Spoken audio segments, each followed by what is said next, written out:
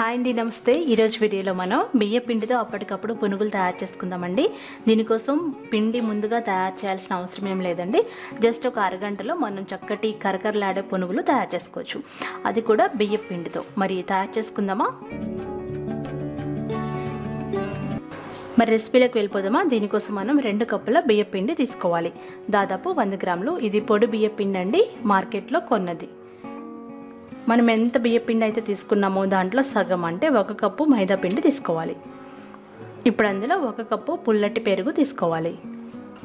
అందులో తగినంత ఉప్పు వేసుకోవాలి.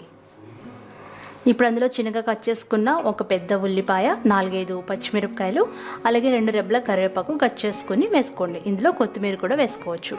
ఇప్పుడు అందులో 1 టీ స్పూన్ జీలకర్ర వేసుకోవాలి. అందులో 1 పావు టీ స్పూన్ వంట సోడా వేసుకోవాలి, అంటే 2 చిటికెళ్ళు వంట సోడా వేయాలి, మరి ఎక్కువ వేయకూడదండి. ఇప్పుడు ఈ మిశ్రమాన్ని అంతా బాగా కలపాలి.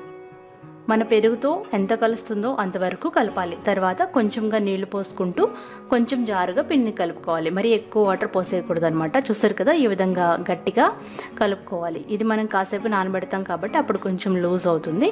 ఒక అరగంట పాటు మూత పెట్టి నానబెట్టుకోవాలి. అంతే. అరగంట అయిన తర్వాత మనం డీప్ ఫ్రైకి సరిపడా నూనెని వేడి చేసి, వేడి నూనెలో మాత్రమే ఈ పునుగుల్ని చిన్న చిన్నగా డ్రాప్ చేసుకోవాలి. అంతేనండి. పునుగులు వేయించుకునేటప్పుడు మీడియం ఫ్లేమ్లో పెట్టుకోవాలి. వేసేటప్పుడు నూనె కాగి ఉండాలి, లేదంటే ఆ నూనె పీల్చేస్తాయి అన్నమాట. నూనె కాగిన తర్వాత మాత్రమే మీడియం ఫ్లేమ్లో పెట్టుకొని ఇవి గోల్డెన్ కలర్లోకి వచ్చిన తర్వాత డిష్ అవుట్ చేసుకోవాలి. అన్ని వైపులా కలుపుకుంటూ వేయించుకోవాలి. అంతేనండి. ఎంత రుచికరమైన బియ్యం పిండి పునుగులు ఫటాఫట్న రెడీ చేసుకోవచ్చు.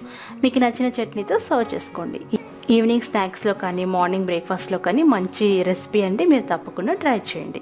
మరి ఈ వీడియో మీకు నచ్చినట్లయితే లైక్ చేయండి, షేర్ చేయండి, సబ్స్క్రైబ్ చేసుకోండి.